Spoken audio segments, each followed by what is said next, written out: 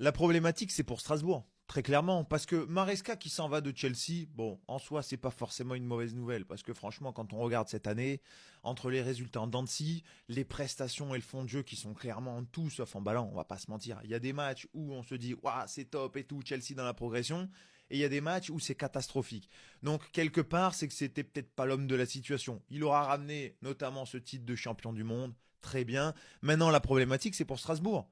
Parce que du coup, d'après les premières informations, c'est Rossenior qui est pressenti pour aller le remplacer par rapport effectivement à cette multipropriété. Et là, si Strasbourg se retrouve avec une équipe qui a déjà beaucoup plus de mal à fonctionner cette année, parce qu'ils ont perdu tous les cadres de l'année dernière, et qu'en plus de ça, tu perds l'homme qui est à la tête du projet, c'est-à-dire Rossenior, et qui fait fonctionner cette équipe, là, ce serait la catastrophe. Je sais pas s'il y a des... Les gars, supporters strasbourgeois, dites-moi un petit peu ce que vous en pensez en commentaire, mais ce serait la catastrophe. Et ce serait aussi la catastrophe quelque part pour notre championnat, pour notre Ligue 1, parce qu'aujourd'hui, Strasbourg, qui est quand même une grosse équipe de notre Ligue 1, qui a des objectifs à moyen long terme cette année, qui a des objectifs aussi européens, et puis si pour une raison X ou Y, tu perds ton coach, et puis d'un coup tu dois tout reconstruire avec un nouveau gars, perdre du temps, perdre ceci, perdre cela, avec une équipe qui, mine de rien, encore une fois, manque quand même un peu d'individualité au-dessus du lot cette année. Bon, cette année,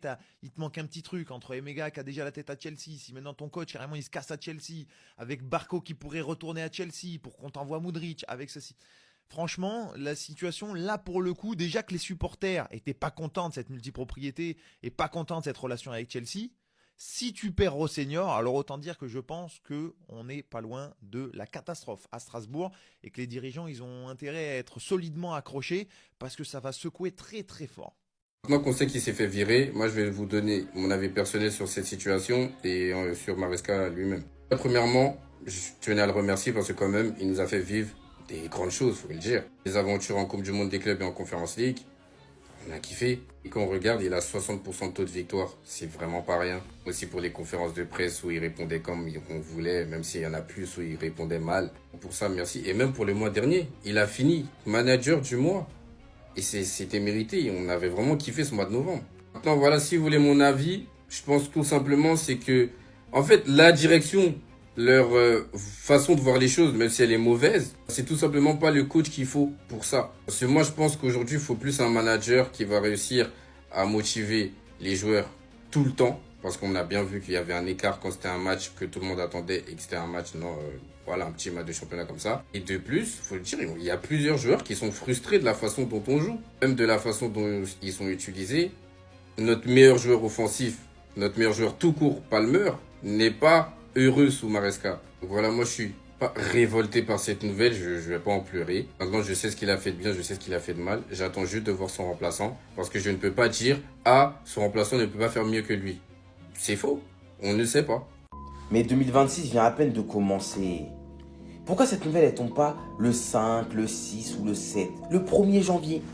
Déjà, bonne année à vous, mais Chelsea a quasiment plus de coach. Voilà, c'est quasiment acté. Maresca aujourd'hui devrait annoncer son départ de Chelsea et tout ça suite à des tensions en interne avec les dirigeants. Et ça, on le sentait depuis un petit moment. Voilà, Maresca, des fois en conférence de presse sur le dernier mois, il aimait bien lâcher des petits sous-entendus pour nous faire comprendre comme quoi il n'était pas du tout soutenu par les dirigeants. Et je pense que cette nouvelle, elle va faire plaisir à une partie de la fanbase qui voulait le voir partir. Mais je trouve que de cette manière, c'est pas top.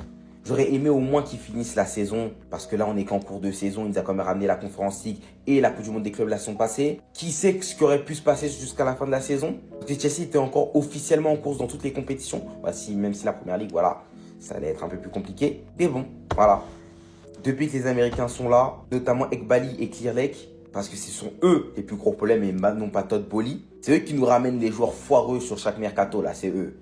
C'est eux qui sont dans le trafic de mineurs, oui, on va recruter que des jeunes à chaque fois, ce sont eux. Voilà. Eux qui ne laissent pas bosser les coachs à Chelsea. Ce qui fait que là, en 3 ans, depuis 2022, depuis leur arrivée, ça fait 3 coachs à Chelsea. Un coach par saison. Et c'est tout simplement du grand n'importe quoi. Parce que lorsque tu regardes comment Pochettino est parti la saison passée, il y a même 2 ans, tu te rends compte que c'était plus ou moins les mêmes conditions. Il avait plutôt bien fini la saison avec Chelsea et au final, il part dans la surprise générale parce qu'il ne voulait pas devenir le toutou des dirigeants, accepter tout et n'importe quoi dans le club par rapport aux transferts, etc. Maintenant, qui sera le remplaçant de Maresca, ça on le verra bien. Ça parle de Oliver Glasner, Ça parle de Liam Rossignol de Strasbourg. J'ai même entendu Xavi. Bon, on verra bien. Personnellement, je pense que Maresca sur la longue à Chelsea, ça allait casser à un moment donné. Mais je trouve quand même qu'il a eu son apport dans cette équipe. Il aura permis à cette jeune équipe de remporter des trophées. Maintenant, voilà, Chelsea doit avancer avec un autre coach qui permettra de nous faire passer un autre step et ce sera sans lui. Merci pour tout en tout cas. Moi personnellement, je suis pas non plus si attristé que ça de son départ. Je suis pas révolté, mais aussi je suis pas content non plus. Et ce qui est sûr, c'est que le prochain coach qui va venir à Chelsea, il va devoir s'accrocher parce que ces dirigeants-là, ils sont pas faciles à vivre au quotidien. Franchement, ils sont même difficiles à vivre.